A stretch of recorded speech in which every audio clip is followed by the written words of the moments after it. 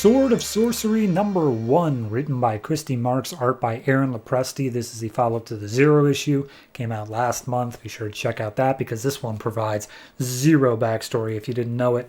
So, last issue, Amy and her mother went through a portal, came out the other side, blonde and dressed in purple, and then a bunch of people started attacking them.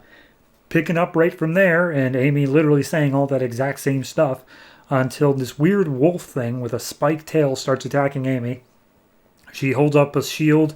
It manages to pierce the shield, but she's still safe. She uses her sword, cuts off the tail of the wolf until finally, as it's attacking her, arrow goes right through the wolf's eye.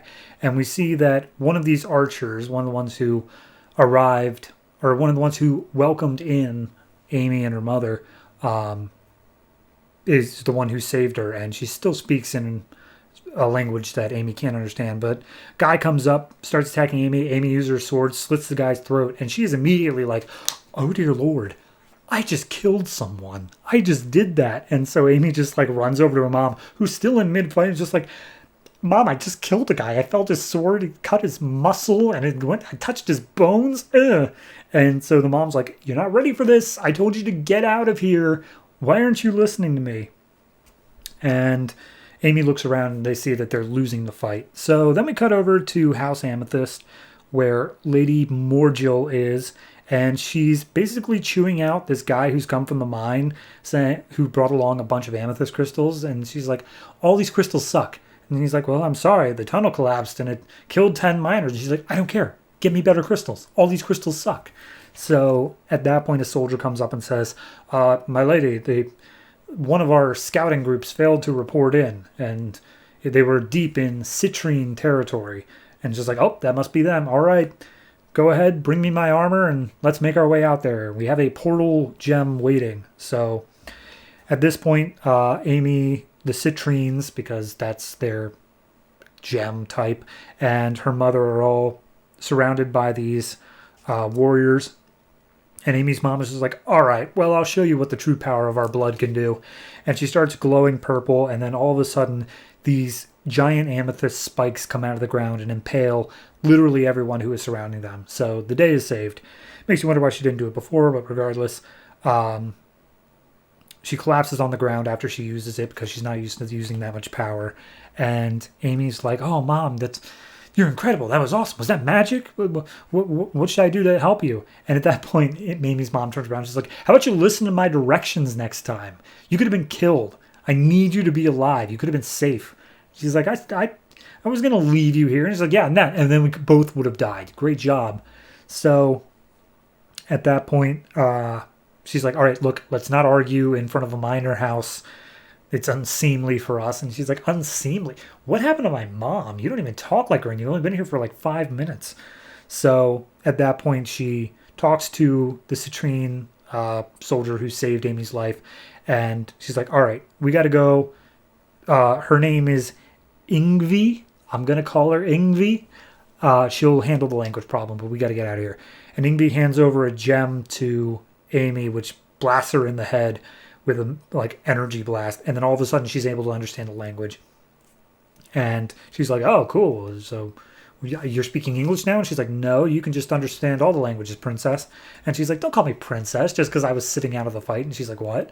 And the mom comes in and she's like, "No, you are a princess. You are royalty. You are a princess. Your real name is Princess Amaya of the House Amethyst." And she's like, "Wow, that's a mouthful." So at that point, they're like, "All right, should we bury the dead?" And she's like, "No, we don't have any time.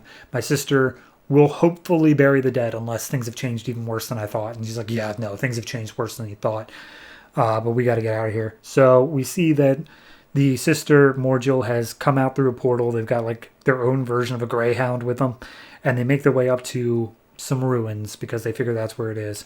So then we cut over to the Citadel of Lord Rayshawn, which is part of House Diamond. And we meet up with 3 brothers who are practicing their archery. And the youngest brother, he's going over to collect his arrows, but his brother stops him being like, don't ever make yourself a target, even when you're among family." And we see that the older brother's like, oh, you think I'm going to stab him in the back? Pulls out a knife. Yeah, maybe I'll stab you in the back. How about it? And the other brother pulls out a knife as well. I'm like, all right, fine, knife fight. Let's do it. Let's go. And turns out this whole family's just really big on backstabbing. So at that point, the father comes over and he's like, shut up. Shut up, both of you. I've had it with you guys. Anyway, as it turns out, we've got a spy inside the citrine house. Turns out that the other Lady Amethyst or whatever has arrived.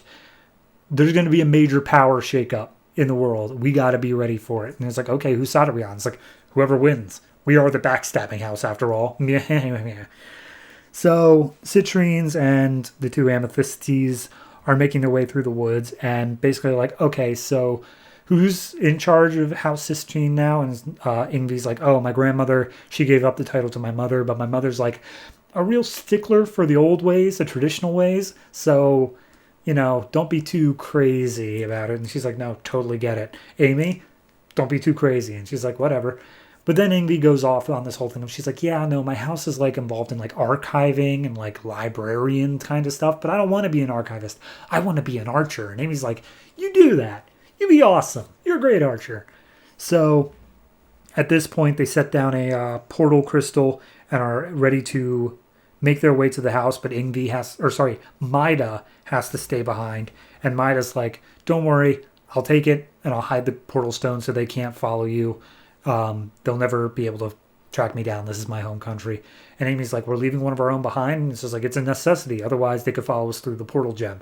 So at that point, time has passed. And we see that they did manage to find the place where they portaled out. But they left a message gem behind. And Morgil's like, all right, I know where they went. Give me the message gem. And she goes back home and they're calling off the search. And when Morgil gets back home, she uses the message gem. And basically it's her sister saying like, hey, look, you know I'm here. You know I'm here with my daughter. This is Amaya. This is your niece. Please stop being so evil. Choose the path of hope. Choose the path of love. We can meet in a neutral place. You know where. Just name the time. And we see Morgil staring at the message, looking at Amy. And she just is like, oh, Amaya, you're my flesh and blood, huh? And then it says next time, the path of blood. So I'm guessing she didn't choose the path of peace. Game of Thrones. Like, literally, I read through the series years ago when I first got the trade. Because I was like, what is this? I'm genuinely hadn't heard anything about it. And I read through it, and I don't remember a lot of those smaller details, but I do remember thinking, because this was years ago, this is just Game of Thrones in DC. This is just exactly what they're doing. They're doing a whole thing of there's these houses, and everyone's making power plays, and there's backstabbing and infighting within the own houses. I am so here for it. It's a level of political intrigue and mysticism and fantasy, and while still getting in this weird, like, structure to it of like, oh no, everyone has their own powers. The Amethysts have this blood power. The Cistrines do this, and there are minor houses and major houses, and I'm so here for it. I love this. Overall, I'm going to give this one 8.5. Art, top of the game. Writing, really do enjoy it. This one was a little bit more setting up the world, whereas the first issue was setting up the characters. I feel that once we get probably not to the next issue, but the issue after that is where the plot's really going to kick in full. But this one did give me a full grasp of Morgil, some of the smaller houses. It gave us that diamond house. I'm loving every second of it. I really can't overstate that. So 8.5 for this issue. Looking forward to seeing how it continues overall. And God, I like it.